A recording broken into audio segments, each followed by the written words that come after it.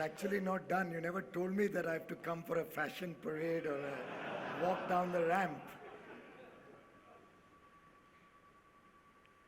And it's almost reminding me of the days trying to catch up on the skill of negotiation at the Harvard Business School, where I did my first year in the OPM program, but then could never pursue it further because of the new responsibility that Prime Minister Modi gave me. I did my first module in 2013, then landed up in this job trying to probably put into effect some of what we learned at the school. But wonderful to see and meet all the distinguished guests from all over the world who've come down into India. Thank you, Mr. Chairman, for coming to India and participating with the Indian Deloitte community and helping us take this message across the world about the India growth story, the emerging India. And in fact, I was very impressed with the theme that you've put together, the future that you're talking of, the bright future, the new age India that you're talking of. And I'm also very happy that you've invited the global CEO here, you've invited several other country heads, which will help, I think, the colleagues from Deloitte India to show what's changed in India in the last few years.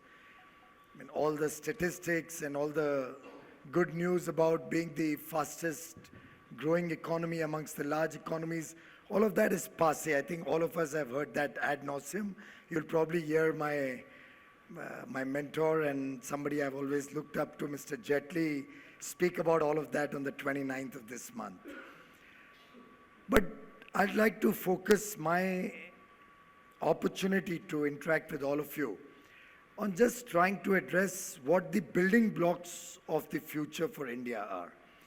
What is it that we are trying to do differently from the past, and why we believe this government is engaged in an exercise which is not about a short-term solution to the problems that plague India, but something which is truly sustainable growth that we are looking for, a future that takes India into probably decadal double-digit growth in the years to come, and how we are going about that effort.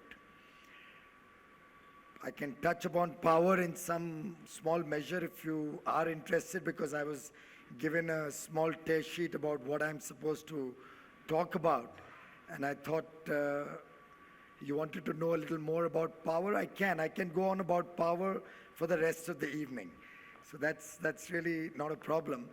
But I think it'll interest friends both from abroad and from within the country to understand the mindset of this government.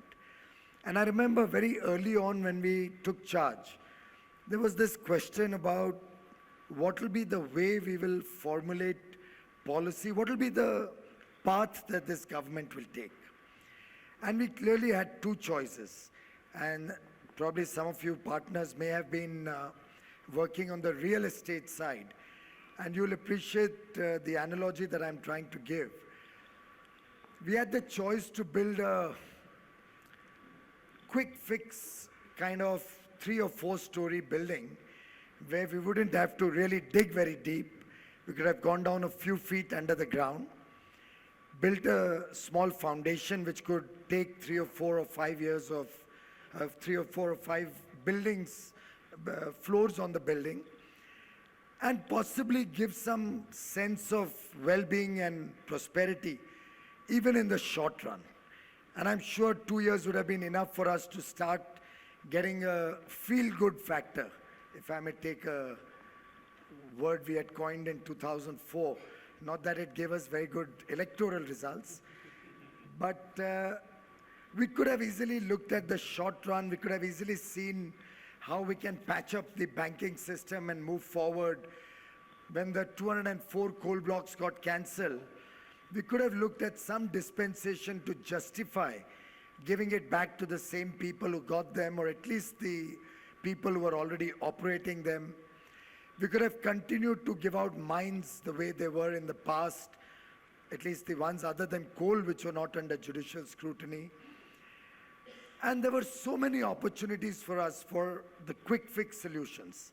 After all, 10 or 20 or 30 basis points in the fiscal deficit going up or down does not really change the entire country's future. Maybe gives us 30, 40,000 crore more to give out as subsidies or handouts and let the people feel great about the government. But we all saw what that has led to, not only in India, but across the world. We saw what the 2008-9 patch-up work that was done caused India. If you look at the 8-9 fiscal deficit going from 2.9% to nearly 6 or 6.1%, current account deficits going haywire, inflation on a roll after that, and almost 4 or 5 years of continuous fall in the economy and continuous crisis one after the other that India faced starting 2011. And in that sense, this small superstructure of 4 or 5 story building would not have helped India in the long run. It could have helped probably even Mr. Modi and all of us in the short term, but would not have solved the problems of the country in the long run. And what Prime Minister Modi decided to do was do a complete root cause analysis. Focus on what the problems before the government were. Focus what the problems before the nation were. And with a solid prioritization of what needs to be done to set the country right, to set the country on a growth agenda which is truly long term. He decided that we needed to create a foundation for a superstructure which would house a very, very tall structure, a long-term future for the country. And you will appreciate if you are looking for creating a foundation for a very tall superstructure, you need to dig really deep. You need to go down into the ground many feet, dig the ground so you are digging out a lot of dirt that would have accumulated, that would have been below the ground. Then you get down to the task of creating a solid foundation. And if any of you has worked with the real estate sector, you all know that it's the foundation which takes the maximum amount of time. Building the superstructure is always much easier. Now with latest technologies, I don't know, it's called MyWin or whatever the technology, you could actually do a slab a week and you could create a 100-story building in 2 years. But to create the foundation, the amount you have to dig deep, the amount of work that goes in to create a solid foundation takes the maximum amount of time. But that's what is going to define how good your superstructure is going to be. And to my mind, the last 22 months have been a period where this government has focused its efforts, its attention. Actually 21, why am I reducing 1 year from the 1 month from the rest of my time? It's 21 months into the government. And we decided to focus our efforts on ensuring that we clean out the mess that has accumulated over the years. So be it the fact that we wanted to create a very sustainable framework by which India's natural resources are given out in the future, be it the banking situation that we inherited, which had continued to keep banks under stress, keep rewriting the accounts of banks, maybe just camouflaging what the reality in the banking system was.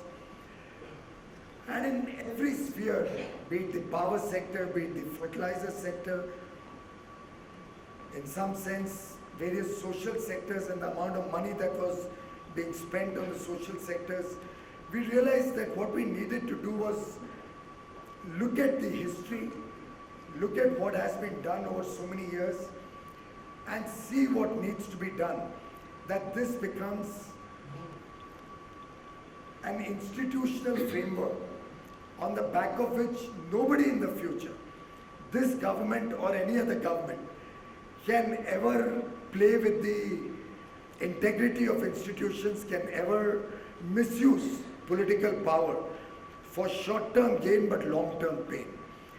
And I remember even when the 204 coal blocks got cancelled on September 24, 2014, And the court only gave 6 months' time to set the future rolling. I had gone to Prime Minister Modi and Finance Minister Mr. Jaitley for guidance.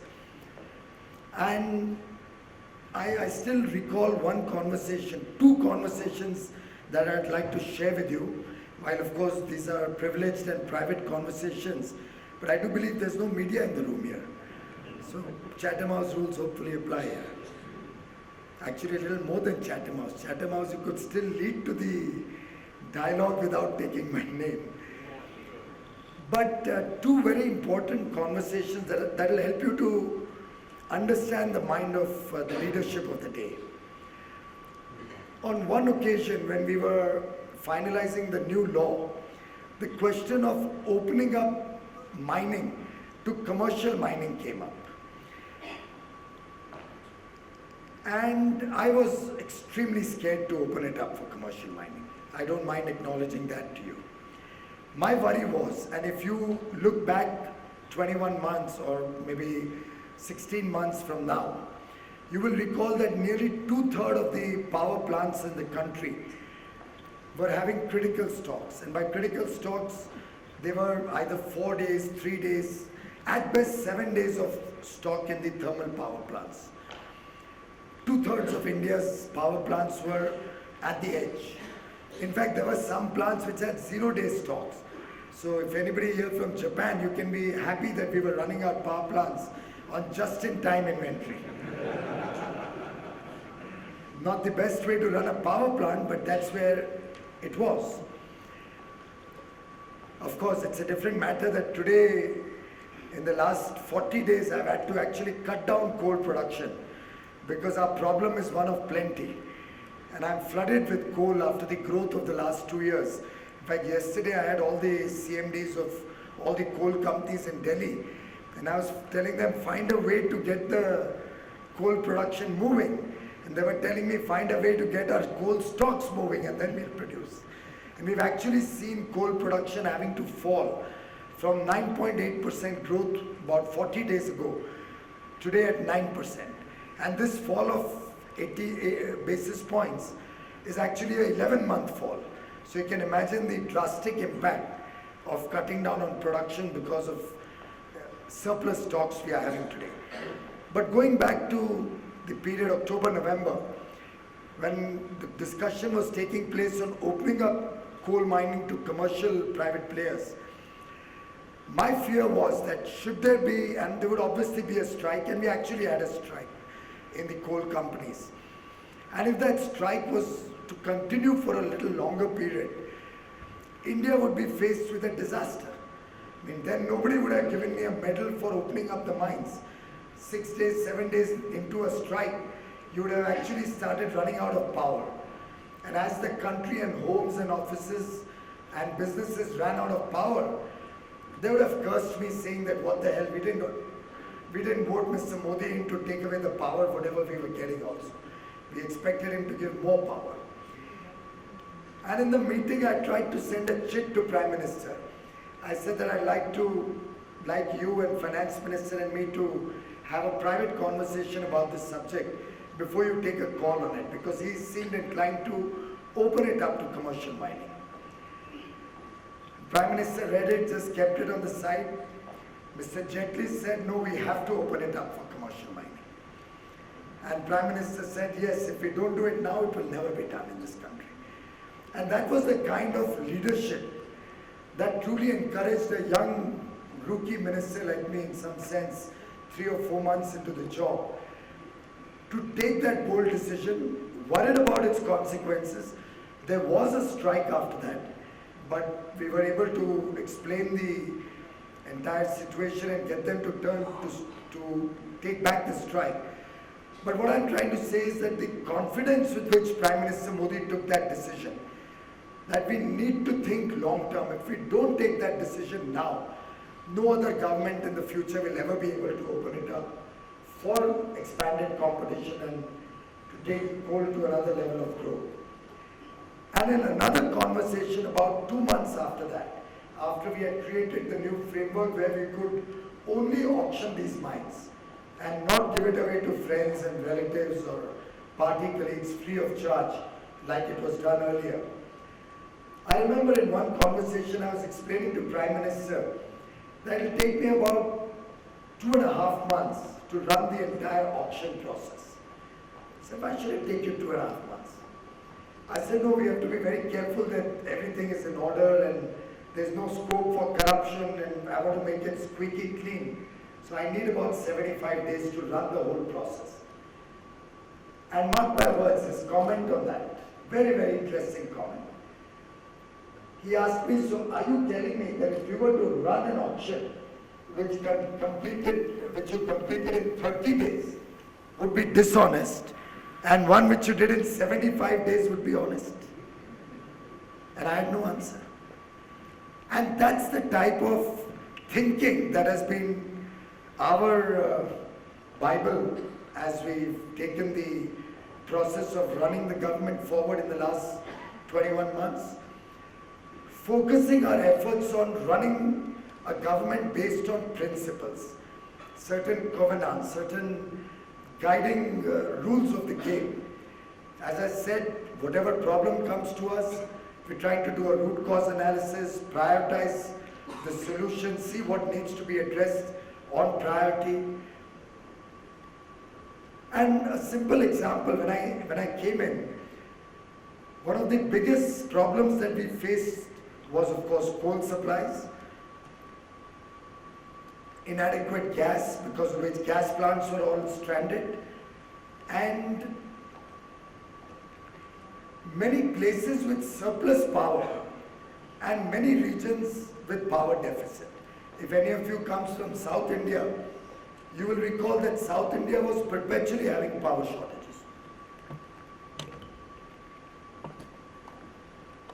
The average power tariff to procure power from the grid, almost 18 Indian rupees against 4 rupees, 3.5, 5 rupees in the rest of the country. So we prioritize our work, that we focus our effort to get coal production up, get the gas plants operating again, and focus our effort to get transmission lines moving faster, completing faster. And all these three things have yielded very good results. Coal India, which used to produce a growth of 1 or 2% as a norm, 4% growth of production in Coal India was champagne time. We could really celebrate. But in the first year they did 6.9% growth. This year they already had 9% growth. Could have been much more if there was enough demand. And I'm confident that India will be able to bring down its coal imports pretty significantly in the days going forward. Similarly, on transmission, we've been able to add nearly 22,000 circuit kilometers of transmission last year. This year we are already 24,000 plus. We should end the year at about 27,000, 28,000 circuit kilometers of transmission capacity being added. In fact, South India, we've added 71% capacity in the last 18 months. And now on this expanded base, we'll add another 80% for the power transmitted to South India. And by 2020, it will be 5 times what we inherited in 2014. 6 years, we would have expanded transmission to South India by 5x. So the fact that we could do a root cause analysis, prioritize what needs to be done, and then use some innovative financing models, make sure that whatever work we are doing is with the highest degree of probity and integrity in our systems.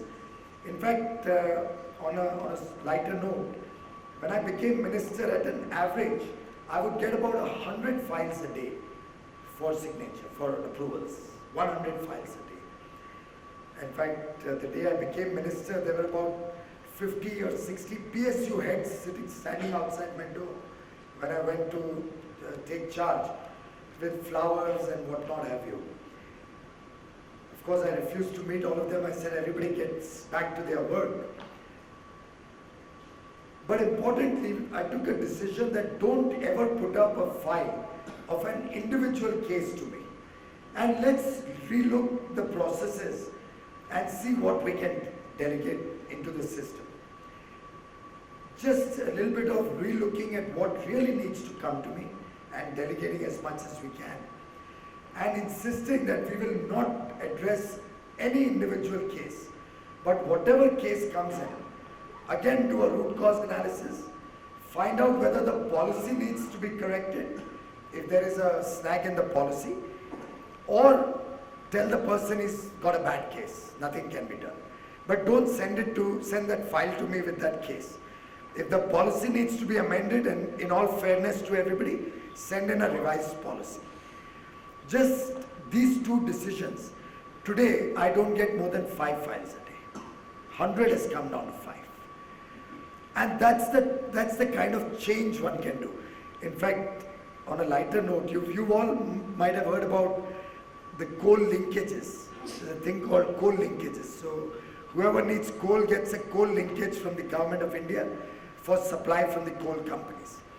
There's a coal linkage committee whose agenda used to come up to me, and after the committee meeting was held, the minutes used to come up to me for approval. I said, what have I got to do with it? An additional secretary runs it, he should approve the minutes. He's the chairman of the committee, so obviously he approves the agenda, as I think any of us would do in our businesses. Now I'm sure a committee maybe headed by Mr. Venkataraman wouldn't go to you for approval of agenda and then approval of minutes. But anyway, it used to come up, and every time I approved it, I would say, why does it have to come up? And every time they would come and explain to me, it has to come up to you. Till I got an officer, I want you to go into the detail and give me a logical reason why it comes up. And can you believe what we found out? We found out that way back in about 2004, a coal minister who had taken charge, I won't take the name, it's a very illustrious name from Jharkhand. You can, no comments on Jharkhand, but on that leader, you can try and figure out that name.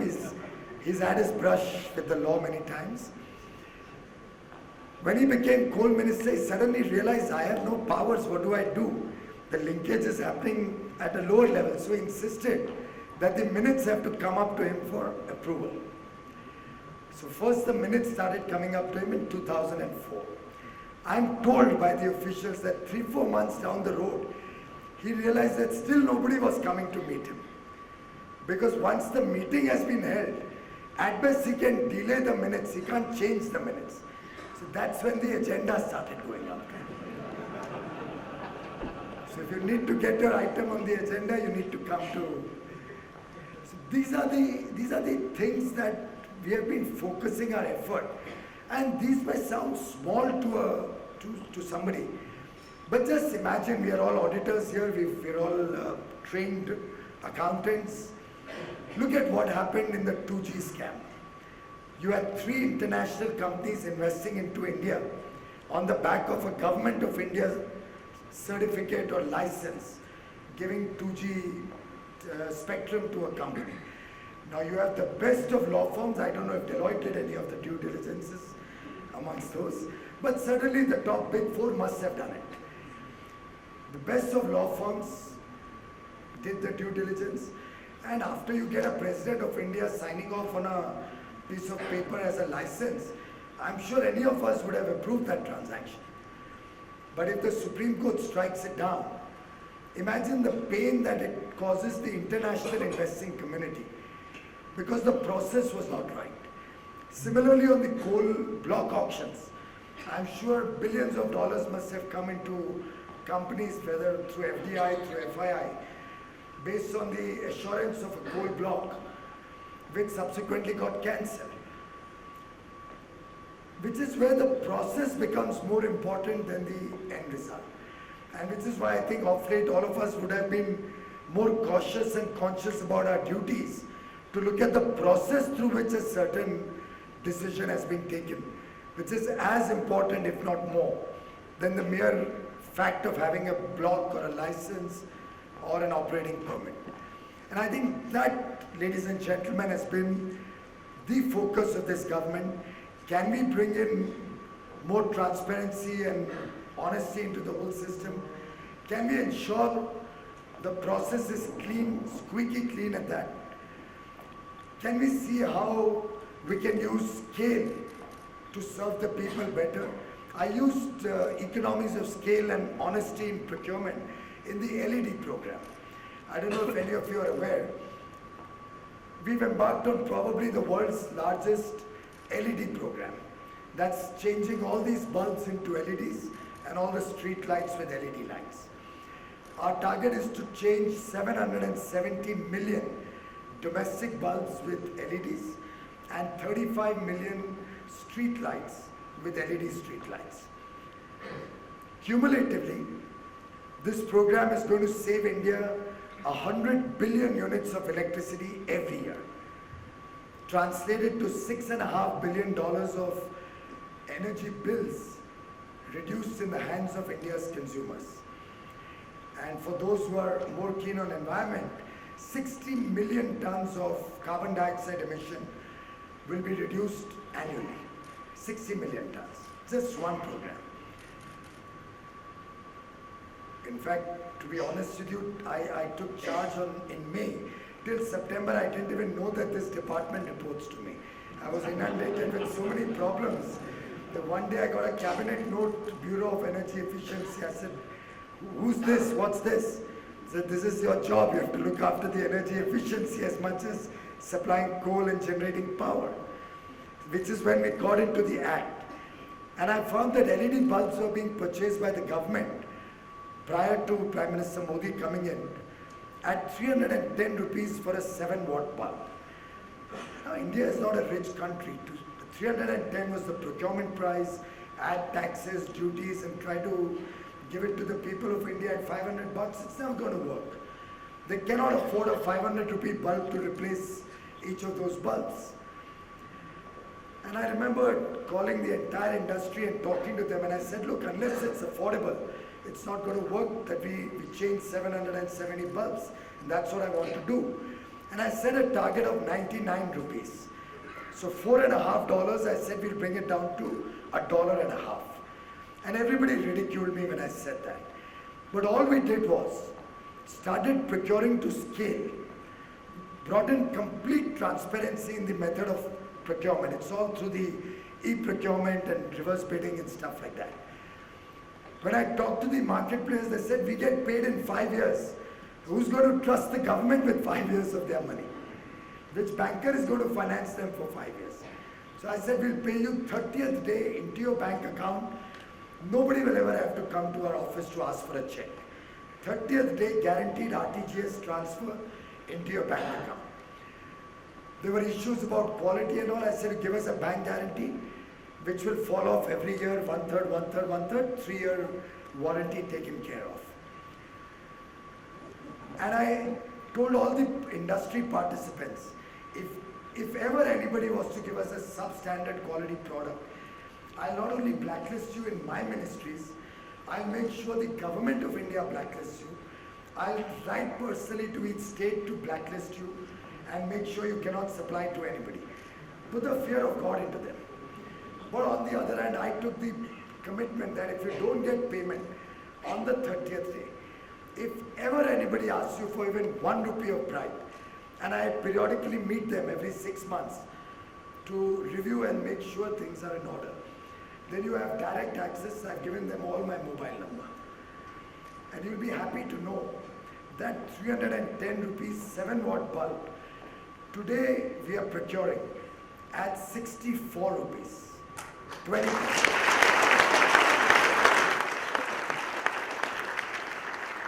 For a 9-watt bulb, it's 30% more illumination. It gives you 30% more illumination. If I do 7-watt, I could bring it down to probably 55 or 56. Of course, I've now told them I'm looking for 44.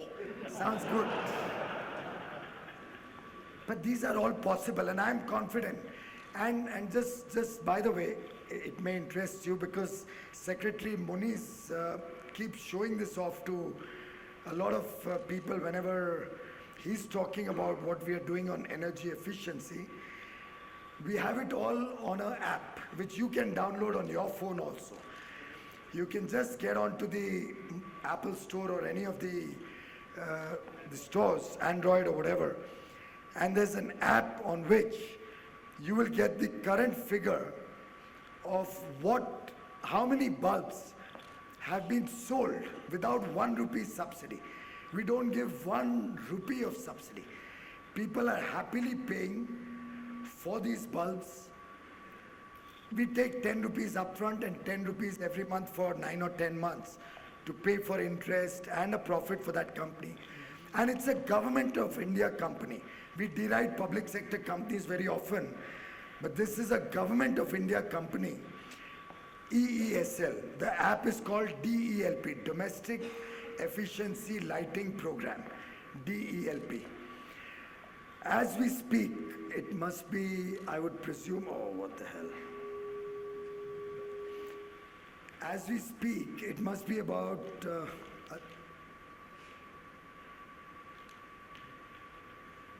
6 o'clock something. As we speak, we have given out on full payment 66.67 million bulbs in the last 10 months. This company used to do 600,000 bulbs in a year until 13-14. Today it is doing 700,000 bulbs a day. That's the scale. That's possible.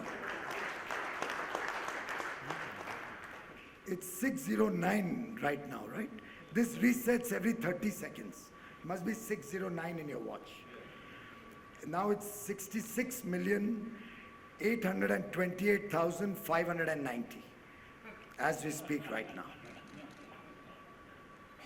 But that's the power of bringing Digital India on board. Now they're all looking at making it in India. That's the power of thinking to scale when you're looking at serving the people of India.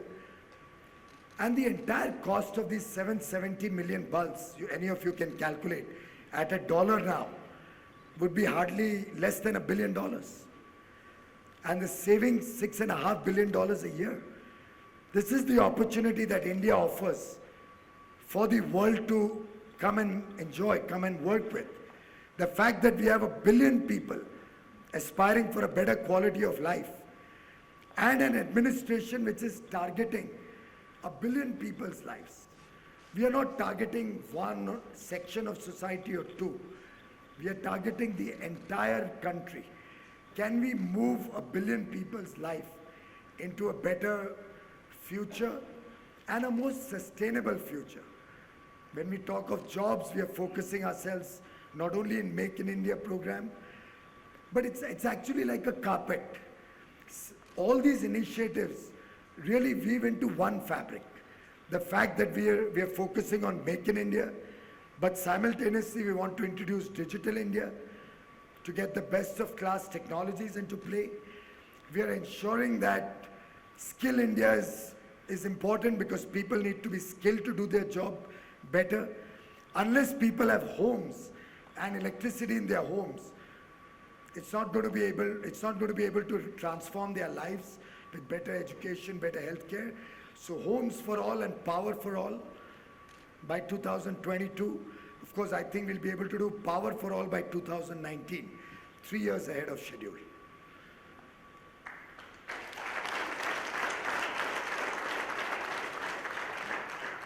My own sense is, if any of you was to map out all these various initiatives, whether it's the financial inclusion program, the World Bank president at Davos last year was telling me he could never believe India could do it when we opened 130 million accounts in 4 months and ensured that at least one person in every home has a bank account.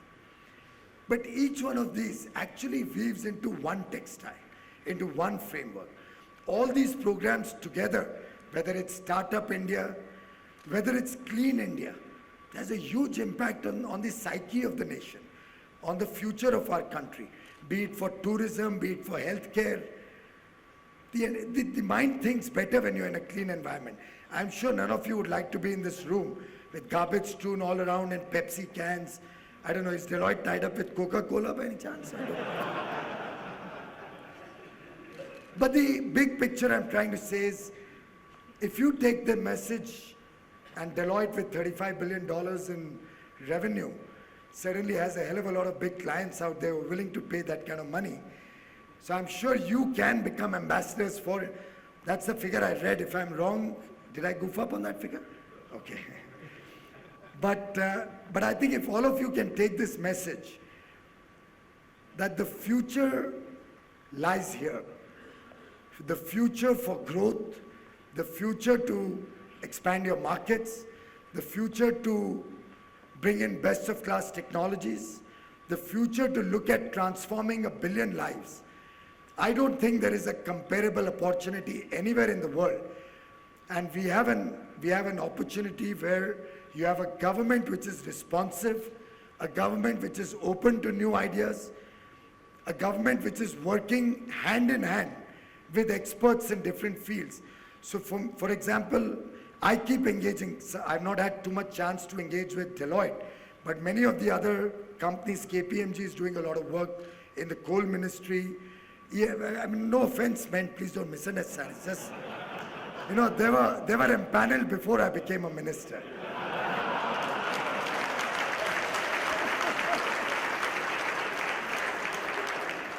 But in all sense, we are wanting to talk to you. Even for the budget, we've had experts coming in from all sections of society. I think one of the big 4 country heads is a part of Ishwar committee. Uday, when Uday was being formed, I've been interacting with experts. Uday, which is a turnaround program for the DISCOMs, is a completely bottom-up approach. I decided nothing in my office. It's all the stakeholders, be it the distribution companies, the states, the banks, they all created the framework which ultimately became Uday. And I assure each one of you that all these steps that this government is taking in different ministries, different areas, are all with a master plan in mind. How we are going to transform India, how we are going to give India a sustainable base on the back of which we are not looking at this 7 and 8% growth that all these so-called analysts and experts are projecting. Even in this era of doom and gloom around the world, India is poised for a double-digit growth in the years ahead, if not the year 16, 17. I'm very confident 17, 18 onwards, India is getting into decadal double-digit growth. Thank you very much for your patience.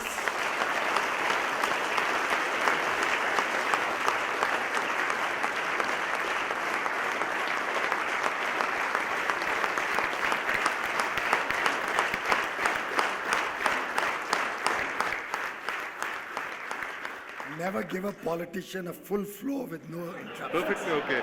And and then we lose track of time also. Oh, don't Sorry worry. for that. No, perfectly all right.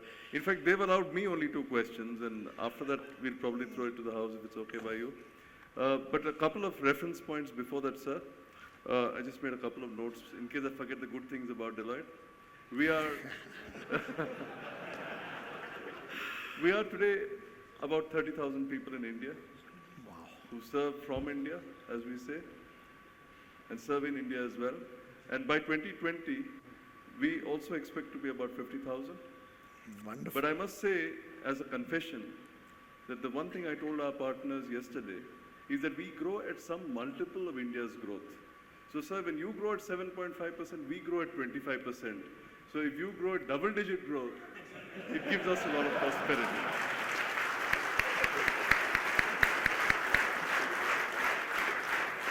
I must also thank you, sir, for the initiative on LED bulbs. Just the other day, I told our board that we are saving crores of rupees on all the establishments we have because we now have a manufacturer who will give us the LED bulbs to replace all our light bulbs. Wonderful. But we have done one thing, sir, that you did not do. You pay them every month. What we told him is... Pay whom every month? You said that the remittance goes into No, the bank account. 30th day they get the full payment. Yeah. Consumer pays us every month. Oh, the consumer. Consumer okay. pays us over 10 installments so that the poor of India, they pay out of their savings. They save 30 bucks, give us 10 bucks. But we pay 30th day RTGS. So what we have said is that this supplier of the light bulbs that we will pay him some percentage of the energy savings we have over the next 5 years. You'll be a loser in that, I can I'll tell you lose. that.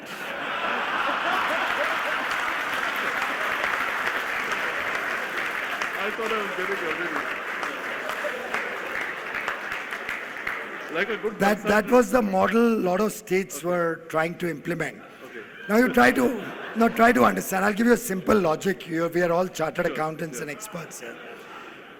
Ability of Deloitte to borrow is far better than the ability of the supplier or manufacturer. His core competence is to manufacture, supply, get paid and move on in life. He's not a financing company. You can raise the finance at much cheaper rates. You have foreign exchange earnings, you could actually take a forex loan for that. So your savings would multiply and do an O&M contract with them. You'll save much more money. I've done the whole trick.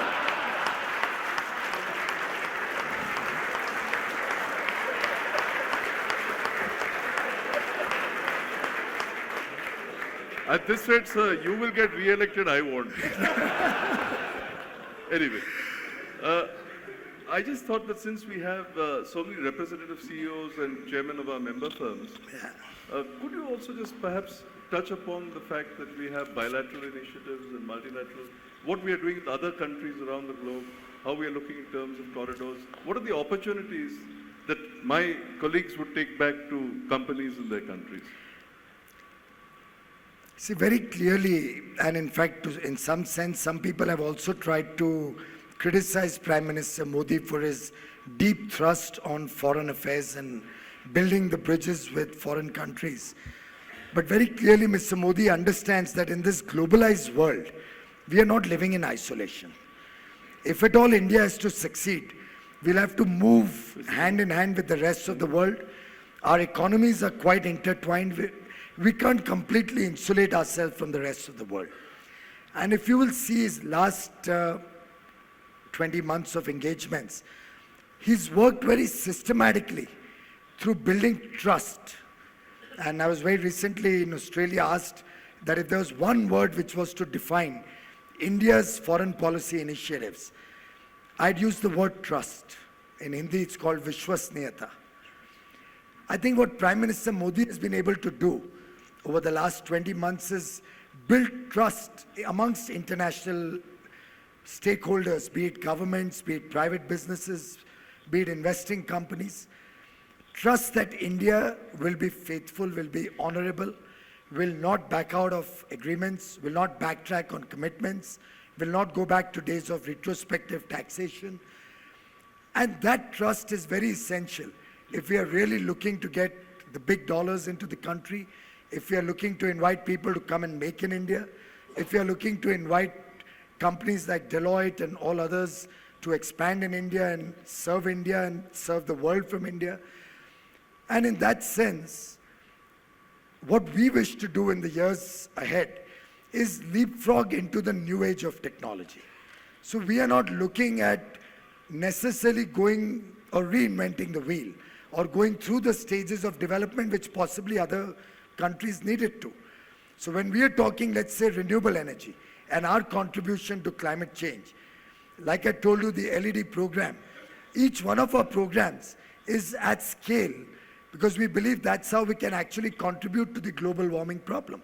So renewable energy, India's program is the world's largest, 175 gigs from 34 gigs at present in 7 years is the most ambitious renewable energy program anywhere in the world. It's the largest program. But then we are again kicking in economies of scale and have almost reduced solar power costs by 40% in the last 12 months. So our whole engagement with the rest of the world are on terms which are equal. I was with the Nepalese Prime Minister last 2-3 days, series of meetings. And I started by telling him, and you'll all be amazed, Nepal is our next door neighbor. Nepal and India shared cultural and traditional ties, and for that matter, even religious ties, which are absolutely incomparable to any other ties in the world. But for 17 years, no Indian Prime Minister had even visited Nepal. And that was the first port of call for Prime Minister Modi. The Pacific Island countries, they are 14. Such small countries, we never bothered about them. Never looked at them as as having any importance. Prime Minister Modi went there to engage with all of them, invited all of them to come here and engage with us. Africa, 54 countries, powerful business possibilities and future. Prime Minister Modi has been making a focused efforts to work with them. What I'm trying to say is that the work of the last 20 months has set a foundation where governments have started trusting India and India has started trusting other countries. Now we don't have Nepal looking at us as a big brother or somebody who's trying to impose itself on Nepal. My first sentence to Prime Minister Sharma Oli was that we are here as equals. India would like to work with Nepal as an equal. We believe we are brothers in arms, we are neighbors. You are a sovereign country and just take out any fears that India is going to try and play the big brother role. And that, to my mind, is the message which I have also given to many other smaller countries, but which I have received from larger countries. So today when, in fact, at Paris, during the COP21, if any of you were to be there and have seen what I have seen, in 24 hours that Prime Minister Modi was there, the several engagements that he had, right to the fact that the last meeting before the inaugural ceremony, where President Hollande was the presiding officer as the host country, the last bilateral was with Prime Minister Modi, 10:30 to 11. President Obama actually had to wait, unfortunately, because Shinzo Abe-san requested for a last-minute meeting and scheduling and all. And Prakash Javadekar and I and Secretary Kerry and President Obama, half an hour we stood like this in the waiting for Prime Minister Modi, him trying to convince first me that we have to save the world. I said, I'm not the negotiator, Javadekar is. Then he turned to Javadekar and focused his efforts there. What I'm trying to say is that the world is looking at India for its leadership. And I think this new paradigm of working as partners with all countries, we've had excellent engagements with almost every European country, with the United States. I've had wonderful dialogues with Japan and Australia on the energy front in the last 1.5 months. And I can see that the world is almost, look at electricity.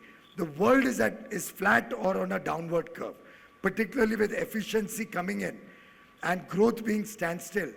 Electricity demand and their products demand is almost zero. They're all looking to India. And when you combine innovation from the rest of the world with Indian skill and manpower, that combination is unbeatable. And that's Make in India. Thank you. Can we take some questions from the audience as well? We still have a few minutes. Yes, Hemendra. I wanted to find out with regard to your initiative, e-reverse bidding, with regard to the gas power plants. It has been, I have experienced the same, and I think it's one of the excellent schemes actually, which really made all the gas power plants, stranded plants, start working at 35% capacity. Now 50. Now Many it's of them 50, are now yeah. 50. How long this scheme is going to work actually, and how do we make them work at a 100% power, capacity, considering the fact that the gas is a green energy actually?